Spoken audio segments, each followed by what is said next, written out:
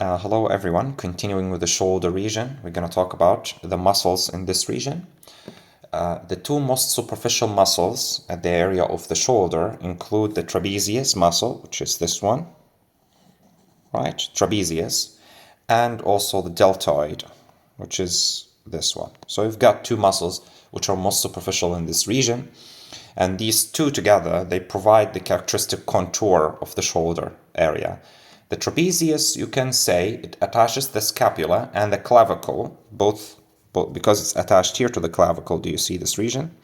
As well as along the spine of the scapula. So it attaches the clavicle and the scapula to the trunk, whereas the deltoid attaches the scapula and the clavicle to the humerus, right, to the arm.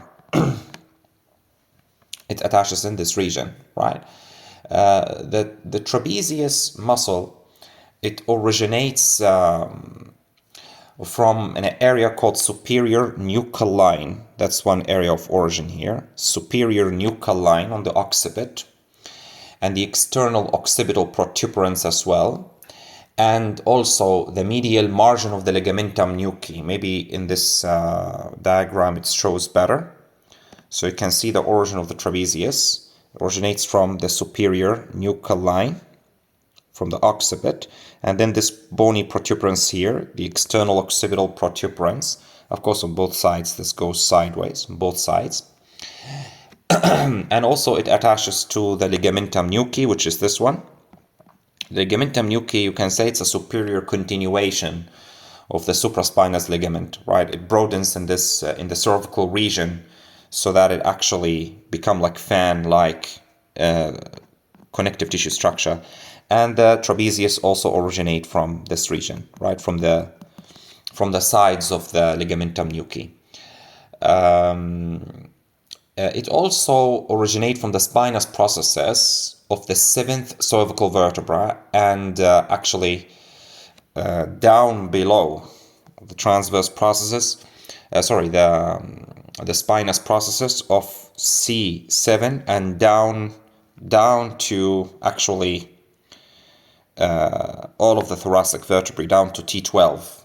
So you can see it's a broad area of origin. You can think of it starting from the that is superior nuchal line, external occipital protuberance, and actually moving towards the ligamentum nuchae and including that, and then moving and attaching to the spinous processes of the seventh cervical vertebra down to the 12th thoracic vertebra. In addition also to the related supraspinous ligaments in this region. The insertion, it inserts into different areas, the trapezius muscle, right? It inserts at the superior edge of the crest of the spine of the scapula. This is the scapular spine. So it actually at the spine, but at the superior edge of the spine, right? But also it also inserts into, or continuing to, the acromion process of the scapula, and anteriorly, right, it inserts at the posterior border of the lateral 1/3 of the clavicle. So it may be better shown in this diagram. So you can see it is also inserting at the clavicle posterior border of the clavicle, the lateral 1/3 of that. So this is actually the origin and attachment of the trapezius muscle. You can think of it as having different parts. For example, these are the superior fibers of the trapezius muscle, which are descending down and then attaching to the origin sites. And then there is some horizontal fibers and some fibers that are actually ascending down, right? So they can perform different functions depending on that. So for example, the superior fibers here, they are a very powerful elevator of the shoulder. So it elevates the scapula upwards in this direction. In other words, it's shrugging the shoulder. So you would expect that if the trapezius is paralyzed, the shrugging function is weakened. Is that right? It also, all of these fibers, the ones that are superior, the horizontal and the inferior fibers, all of them can work together, right, to rotate the scapula during abduction. So actually it can work with other muscles to rotate the scapula in this direction during abduction. We know that the initial 15 degrees of abduction is mainly mediated by the supraspinatus muscle. And then from 15 degrees to 90 degrees of abduction, this is mainly mediated by the deltoid. But beyond 90 degrees of abduction, 90 degrees and onwards, this is mediated by scapulothoracic rotation, in which the scapula, along with the attached humerus, rotates upon the chest wall. Right? There are many muscles involved with this. Trapezius is one of them. Serratus anterior is another important example of that. But there are also other muscles. The rhomboids, which we will talk about them in a short while, they also participate in this movement. Right? Scapulothoracic rotation. But every specific fiber that can have different function. For example, these horizontal fibers here, these horizontal fibers, they can pull the scapula towards the midline. They can cause medialization, you can say. That is pulling the scapula towards the midline, right? You can say this is retraction of the scapula, meaning the medial border of the scapula approaches the spine. The lower fibers, they can depress the shoulder also. They can cause depression of the shoulder. Now, if both the trapezius muscles on both sides act together, right, they can actually cause extension of the neck. That can be an exam point, by the way, right? They can mediate neck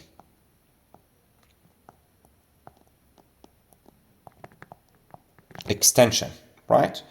So you should keep that in mind. The functions of the trapezius are very important. About the innervation, they are innervated by the motor spinal part of the accessory nerve. Is that right? The sensory, you can say,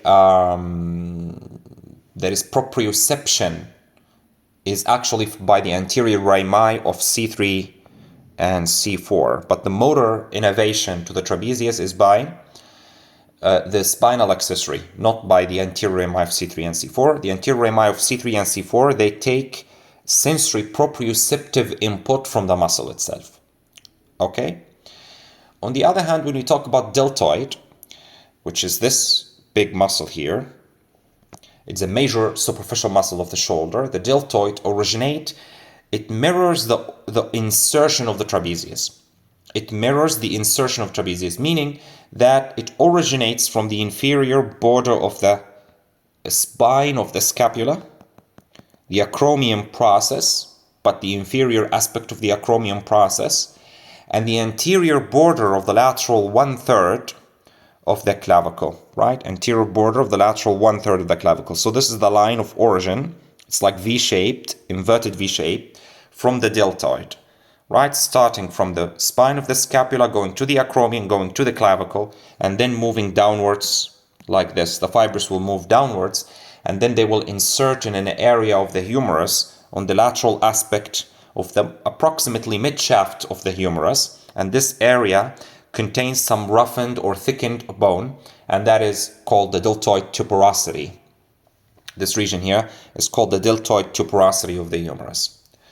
The innervation to the deltoid is by the axillary nerve. That's the nerve which is responsible for innervating the deltoid, which has a root value of C5 and C6. It's a branch of the posterior cord of the brachial plexus, as we will see shortly.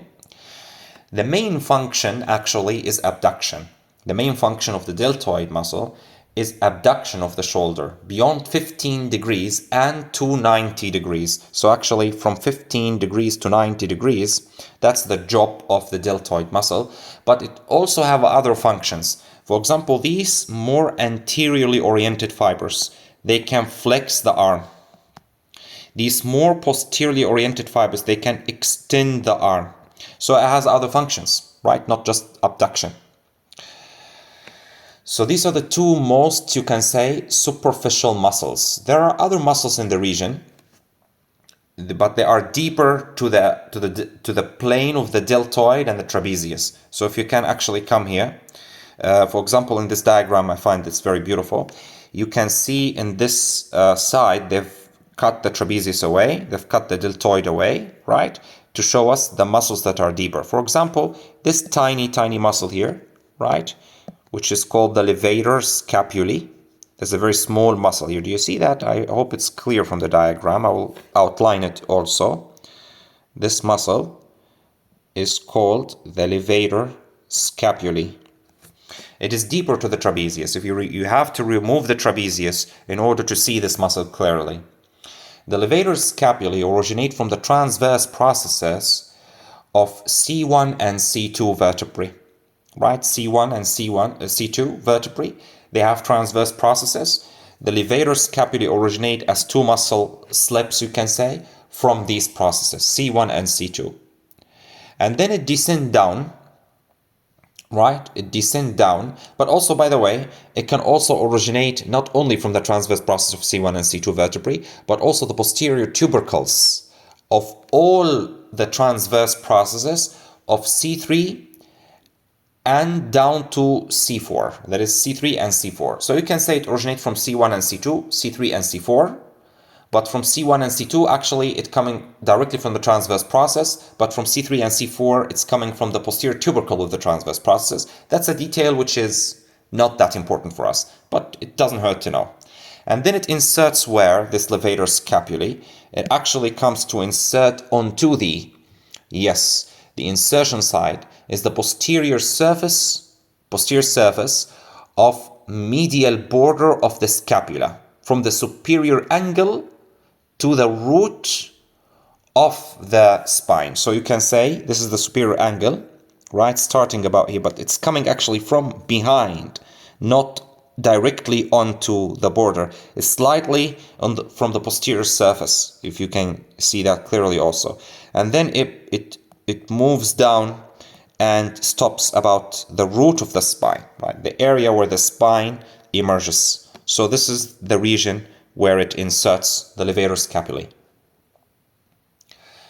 The innervation is direct branches from anterior rami of C3 and C4, right? Direct branches from anterior rami of C3 and C4, spinal nerve. Sometimes the dorsal scapular nerve contribute. You know, this there's a nerve in this region, which is referred to as the dorsal scapular nerve. And this dorsal scapular nerve can actually contribute to the innervation of that thing. But it's not that, you can say, important. But it supplies C5 fibers, right, to this muscle. The dorsal scapular nerve is a branch of the brachial plexus, as we will see in the next lectures, right? The function of this muscle, as the name implies, it elevates the scapula, meaning it helps the trapezius with shrugging the shoulder, right? But it's not definitely the main muscle. There are two other muscles down below. Maybe it's a little bit difficult to see them, but they are here. Do you see this muscle? This is called rhomboid minor, and this muscle, which is under it, and this is called rhomboid major. The rhomboid minor, it originates from the lower end of the ligamentum nuchae here, right? That's the ligamentum nuchae. It's actually from the very lower end of the ligamentum nuchae, if we can draw the muscle under the trapezius to see it. And also it comes to originate from the spinous processes of C7 and T1 vertebrae, right? About that level, right? That's where it originates from. And then it will insert into the medial border of the scapula from a little bit posterior location at the root, opposite the root of the, you can say, spine of the scapula, around this region. The function of this muscle, rhomboid minor, is because it's actually coming from a little bit higher location and then inserting into a little bit lower location, it elevates the scapula but also retracts it, right? It retracts it, meaning it brings it towards the midline as well as elevating it.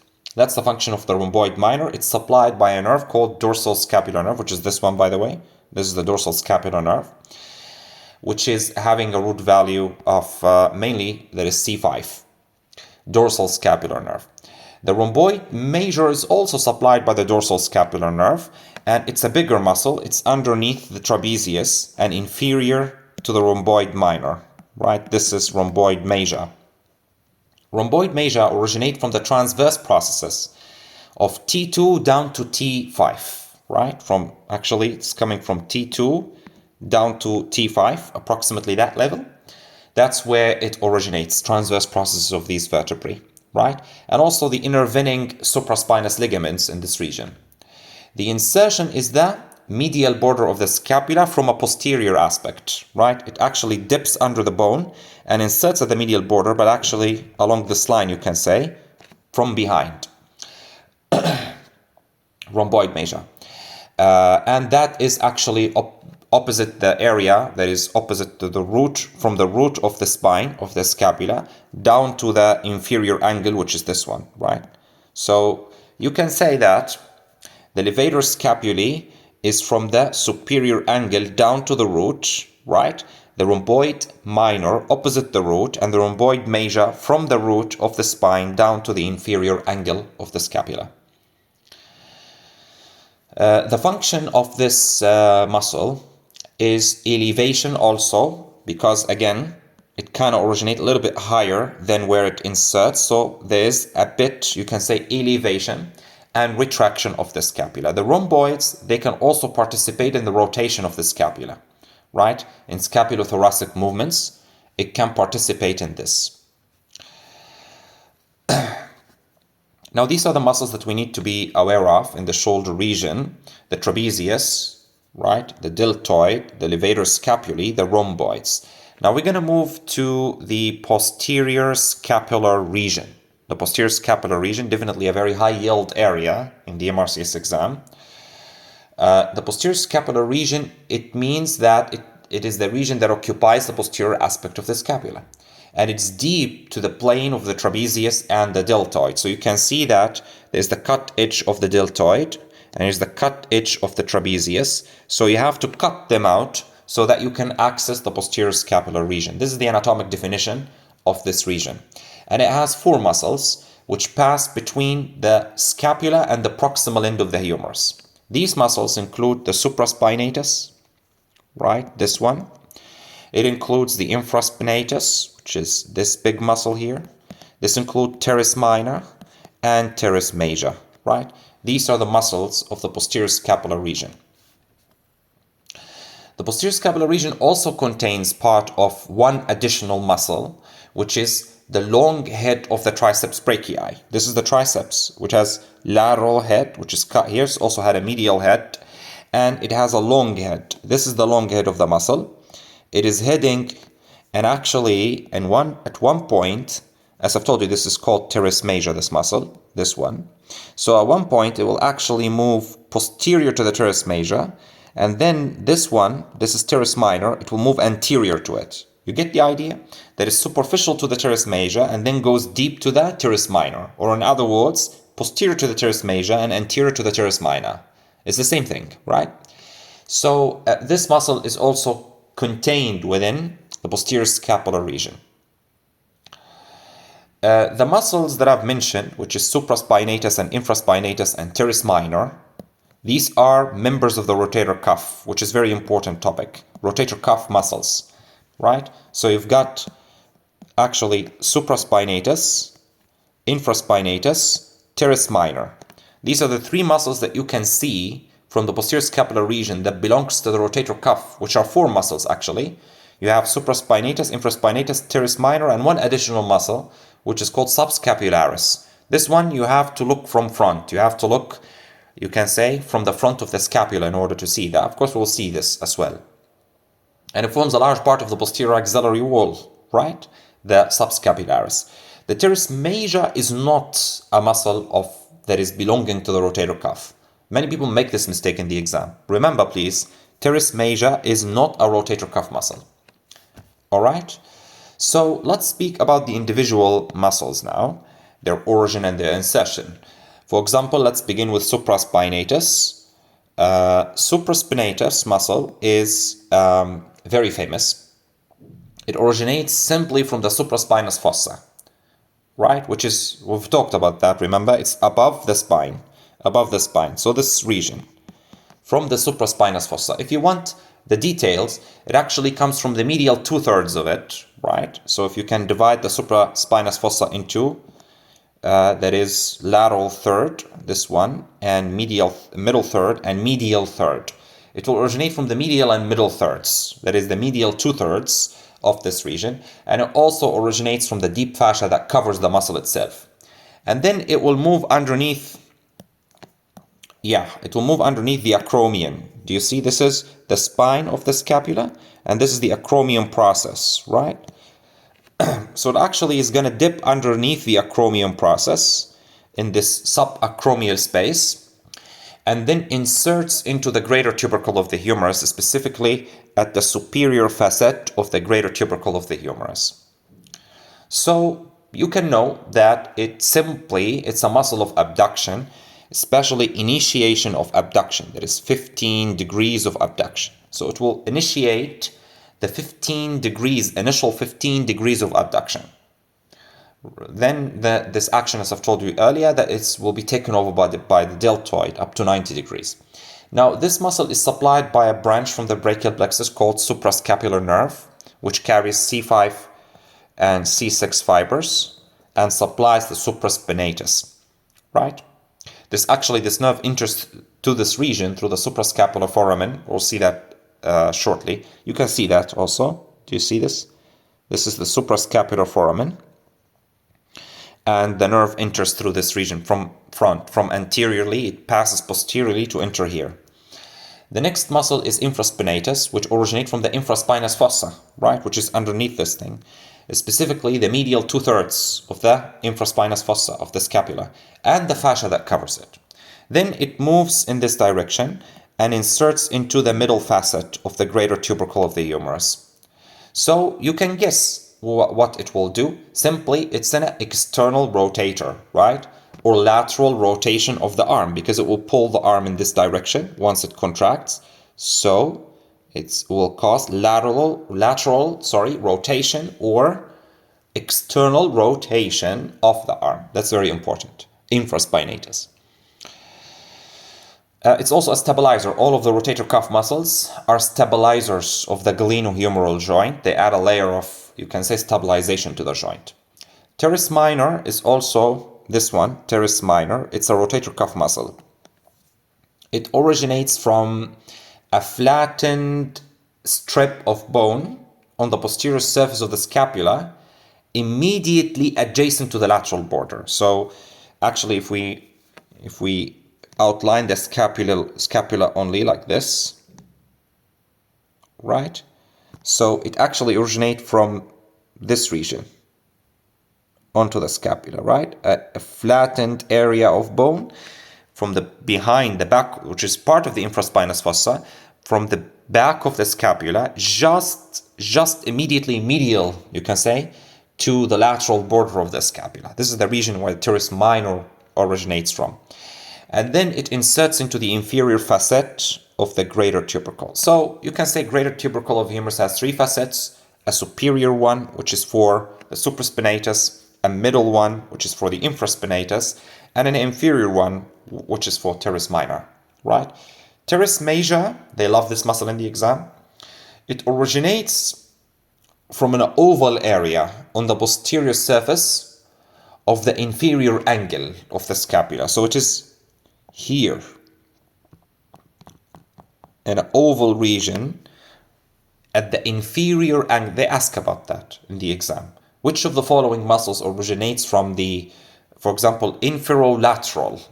They will use this term, inferolateral, or inferior angle or inferolateral part of the scapula. Which muscle originates from here? You will answer teres major. It originates from this region, right? And then teres major does a very sneaky stuff. It will move laterally and superiorly, goes under the long head, or in other words, anterior to the long head of the triceps, and then it will move in front of the humerus. Do you see? It is moving in front of the humerus and attaching, yes, to the medial lip of the intertubercular sulcus or the bicipital groove, medial lip. So guess what it will do if it contracts, right? The teres major. It will be very simple, right? It will medially rotate the arm, right? It will medially rotate the arm. It will rotate it this way. Medial rotation, not external rotation. Unlike, for example, unlike infraspinatus and teres minor, which are external rotators. But this one is a medial rotator teres major. So, medial rotation, but not only that, since it is actually coming from a relatively posterior position and going to a relatively anterior position, it can extend the arm also. Extension of the arm at the glenohumeral joint. That's so important, the actions and everything. Now, let's go over the innervation of these muscles. So we said the supraspinatus is innervated by the suprascapular nerve. The infraspinatus is also innervated by the suprascapular nerve. The teres minor, don't confuse that. Teres minor is supplied by actually axillary nerve. Always remember axillary nerve supply two muscles. Everyone knows that axillary nerve supplies deltoid. Not everyone knows that it also supplies teres minor, and that's very important. It supplies deltoid as well as teres minor, and also a patch of skin on the upper lateral arm, right? In a badge-like distribution. Is that right? Teres major, on the other hand, is supplied by a different nerve. A nerve called lower subscapular nerve. It's called lower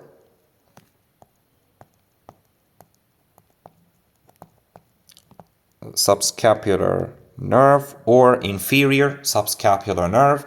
It's a branch of the posterior cord of the brachial plexus, this nerve. And it supplies the teres major, right? As well as supplying subscapularis. This nerve supplies teres major as well as subscapularis. Finally, the long head of the triceps brachii, that's the last muscle, right? It originates from an area just below the glenoid cavity called infraglenoid tubercle. So if you draw the scapula like this, and this is the glenoid cavity of the scapula. So there is a tubercle of bone just below the glenoid. There is a one just above it. The one that is below it, which is the infraglenoid tubercle, gives origin to the long head of the triceps brachii. Whereas the supraglenoid tubercle gives origin to the long head of the biceps brachii. Okay? That's a very important thing. Of course, this muscle is supplied by the radial nerve. And it inserts along with the medial and lateral heads of this muscle into the olecranon of the ulna, olecranon process of the ulna. And it aids extension of the forearm at the elbow joint, but also it's an accessory, adductor and extensor of the arm. Because you can see it comes from a region here approximately, and inserting approximately here. So the point of origin and insertion, the point of origin is actually more medial to the insertion, right? The point of origin is more medial to the point of insertion. Can you see that? Right? It's more medial. So actually it will pull the arm into adduction. That's one minor action of the muscle. But also it extends the glenohumeral joint because it surpasses this joint. It bypasses this joint. So it doesn't insert into the humerus, it inserts into it does not originate from the humerus, it originates from the scapula, infraglenoid tubercle, so it can also extend the joints, right? These are some minor actions by this thing. So in the exam, they can ask you different ways about these muscles. For example, which of the following is a rotator cuff, which is also an external rotator of the arm? You will answer either teres minor or infraspinatus. Which of the following is a rotator cuff muscle which initiates abduction of the arm? That will be supraspinatus. A man is involved in a road traffic accident, sustains a shoulder trauma. Following the accident, he is unable to abduct the shoulder or initiate abduction of the shoulder. Which nerve is involved? So you will know the paralyzed muscle is supraspinatus, and the nerve that is involved, which is supplying it, is suprascapular nerve. Right, and so on. So all of this is loaded with questions, some mine of questions in the exam, this region. So please be careful. Remember it really, really well, more than you know your name. Then we will talk about the gateways to the suprascapular region. The gateways to the suprascapular region, also a very important thing to note. You've got many gateways to the suprascapular region. For example, let's start with the simplest one, which is the suprascapular foramen. Yes, that's as close as it gets. So this region is the suprascapular foramen. It's actually a notch on the superior border of the scapula, bridged with a ligament to convert it into a foramen. And this ligament is referred to as the superior transverse scapular ligament. And then there are two structures which are related to this region which pass. The first structure is the suprascapular nerve. The suprascapular nerve, which is coming from as a branch of the brachial plexus, it will actually move inside of this foramen, right? And then it will give a branch that supplies supraspinatus here. It will move through, you remember this thing, which is the greater scapular foramen, or notch, and then it will move that is underneath the spine of the scapula. As it is becoming the coracoid process, it will give a branch that will supply, that is the infraspinatus muscle, right? So this is the course. Of course, it is moving deep to the muscle in the plane between bone and muscle, this nerve. Similarly, it's accompanied by an artery, which is called the suprascapular artery. The suprascapular artery itself, it does not actually move. There's also a vein, by the way. It does not move within the foramen itself, actually. It will actually move on top of the, on top of the ligament, not inside of the foramen. But the rest of its course is fairly similar to the nerve. It accompanies the nerve in the plane between bone and muscle, and it leaves the supraspinous fossa to enter the infraspinous through the greater scapular notch, and so on. Now, the next opening, which is the quadrangular space, extremely important. This space, you can see that, right? It's called the quadrangular space. If you view it from posteriorly, the quadrangular space is providing a passway for nerves and vessels that are coming from the axilla, actually, and entering into the posterior scapular region, right? The axilla is just in front of us. So it is actually leaving the axilla and moving into the posterior scapular region through the quadrangular space. The boundaries are extremely important for the exam, right? The boundaries of this space. One boundary is the inferior margin of the teres minor. This is the superior border. Remember, this is teres minor. So actually, it is the inferior margin of the teres minor is the superior margin of the quadrangular space.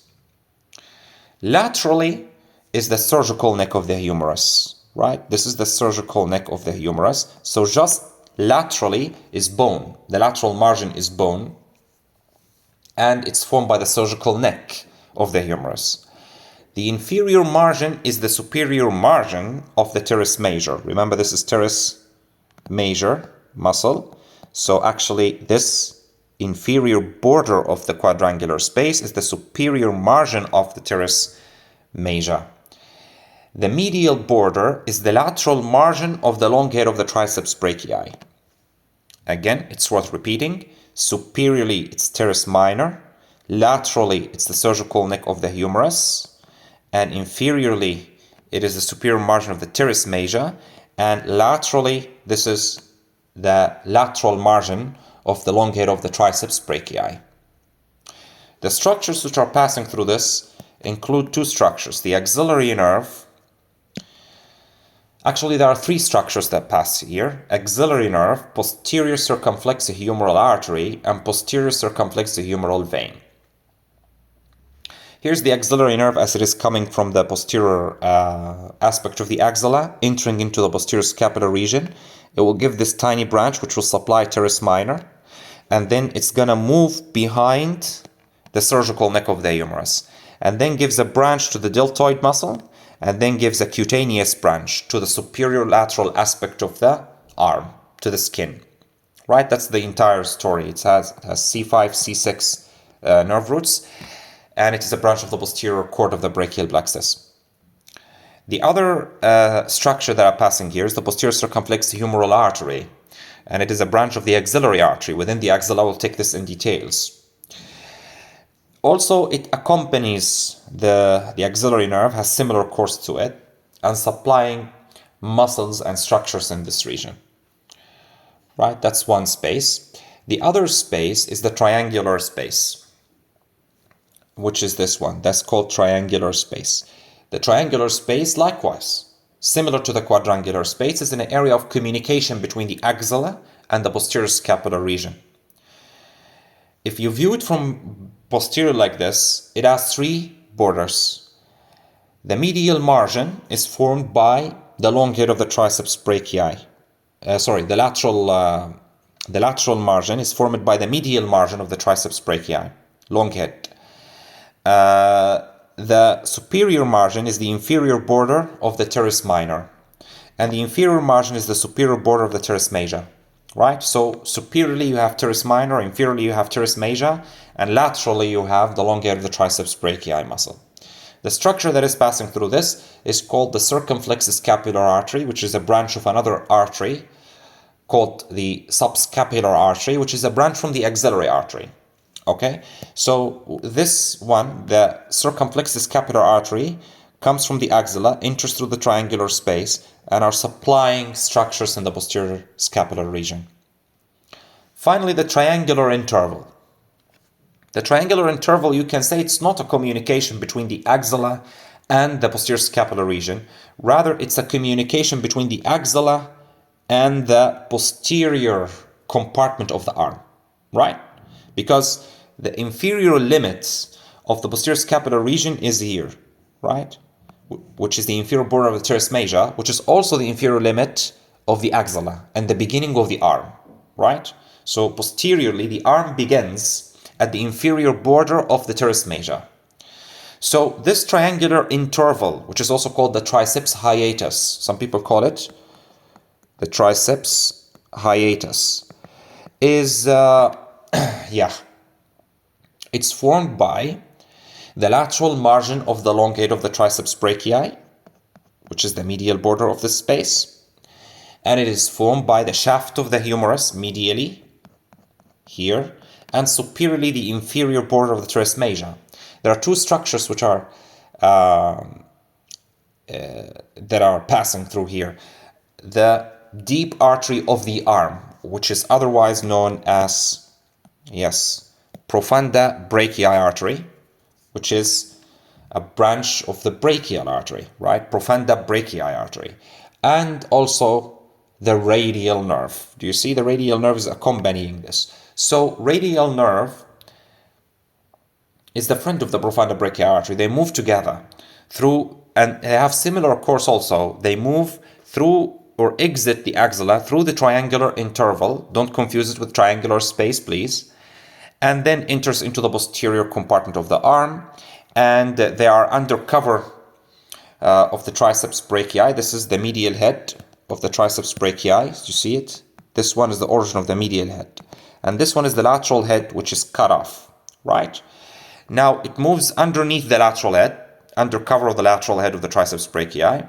And then this nerve, of course, now it's contained in the posterior compartment of arm, just behind the humerus. This region is called the spiral, you can say groove, or you can say called humeral groove or radial groove, has many names. So radial nerve is directly against bone here.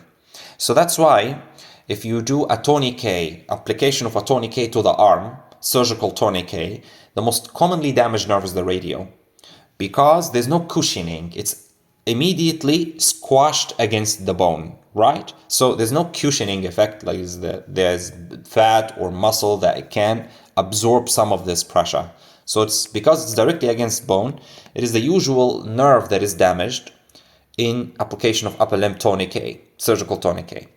About 10 centimeter proximal to the radiocapitular joints. This is the radius, and this is the capitulum from in front, the capitulum of the humerus.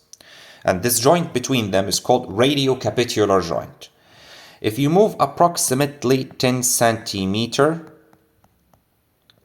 proximal to the radiocapitular joint, that's the point where the radial nerve moves anteriorly relative to the humerus, meaning that it leaves the posterior compartment of the arm, enters into the anterior compartment of the arm by piercing the lateral intramuscular septum and basically jumping in front of the humerus. So that can be a question in the exam commonly. Where is the point where the radial nerve moves from a position which is posterior and then into an anterior position? What is the point of transition exactly? That is going to be 10 cm proximal to the radiocapitular joint. Right? That's the point where it transitions, it moves. Right? So these are the spaces. The posterior scapular region is extremely important. The spaces that are moving through it is very, very, very essential for us. Now, if we come to the arteries, and there is the circulation in the posterior scapular region, three major arteries are found in the posterior scapular region. The suprascapular artery, this one, right? You've also got, the posterior circumflexohumeral artery, and you've also got the circumflexoscapular artery, right? These three branches are the main arteries of the posterior scapular region, right? Now, you've also got an artery which is coming here. It's called transverse cervical artery. It has a branch which is called the deep branch of the transverse cervical artery. This branch is moving along the medial border of the scapula, right? It's called deep branch of the transverse cervical artery. This artery is just adjacent to the medial border of the scapula. These arteries will contribute to an interconnected vascular network around the scapula. Now, the suprascapular artery, it originates at the base of the neck. If we want to talk about them one by one, the suprascapular artery, this one, it originates at the base of the neck from a branch of the subclavian. So this is the right subclavian, for example, right? Of course, this is brachiocephalic artery, this is right subclavian, and this is right common carotid, right? So the right subclavian artery gives a branch which is called thyrocervical trunk, right? Which is this funny guy here called thyrocervical trunk. This thyrocervical trunk gives many branches, like for example the inferior thyroidal artery, the transverse cervical artery, and the suprascapular artery. So it comes from this trunk, thyrocervical trunk. This is the suprascapular artery, a branch of the thyrocervical trunk. Now this, of course, by the way, sometimes this vessel can directly originate from the subclavian artery, but this is uncommon. Now, this will move behind, from the base of the neck, it will move posteriorly, approaching the suprascapular notch or foramen, passing not through the foramen, but above the foramen, and then runs with the suprascapular nerve, similar course. And as you can see, it is connected on one side here with a deep transverse branch of the cervical artery. It's connected with a subscapular artery, circumflexoscapular, right? So they are all interconnected here. So that's one artery. This artery, by the way, in addition to supplying, of course, supraspinatus and infraspinatus muscles, the suprascapular artery contribute branches to numerous structures along its course, other structures. The posterior circumflexohumeral artery is a branch of the axillary artery. In the axilla, particularly third branch. The third branch of the axillary artery is defined as being distal to the pectoralis minor muscle, which we'll talk about that, of course, right? The posterior circumflexohumeral artery is a branch particularly of the third part of the axillary artery, right? The third part has two more branches, the anterior circumflexohumeral artery and the subscapular. The subscapular, the one that I've told you about, actually breaks into two branches, right? This branch, which is called thoracodorsal artery, which is supplying the latissimus dorsi, and this branch, which is circumflexoscapular artery, the one that we know of, right?